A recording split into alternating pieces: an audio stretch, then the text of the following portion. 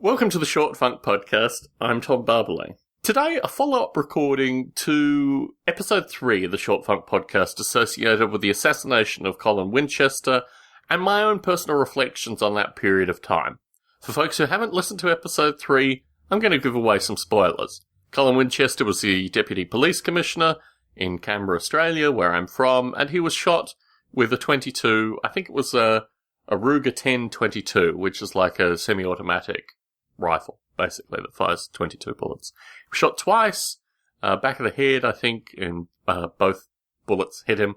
But at the time, in the area that I lived, and I lived relatively close to him, no firearms around, and I found a bullet in my driveway, my family home driveway, and there was a strange fellow who lived next door who I felt at the time might have been connected with it.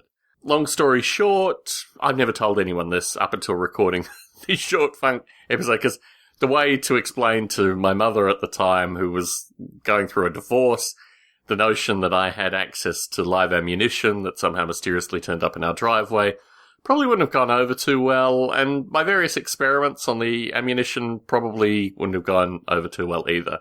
Thankfully, I didn't hit it with a nail, which I thought about doing.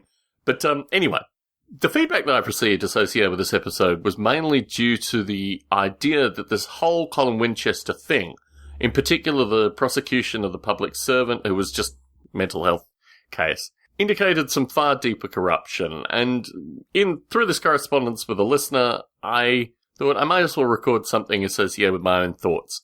At the time, there were a number of reports associated with how the Australian Federal Police were running I don't know what even one would call it, like a mobile plant collective where they would take cannabis in Griffith, which is in New South Wales, and because it was potted cannabis, they would move the plants around, and they had some scheme going with the Griffith mob associated with these plants, and it's all this kind of craziness associated with cannabis.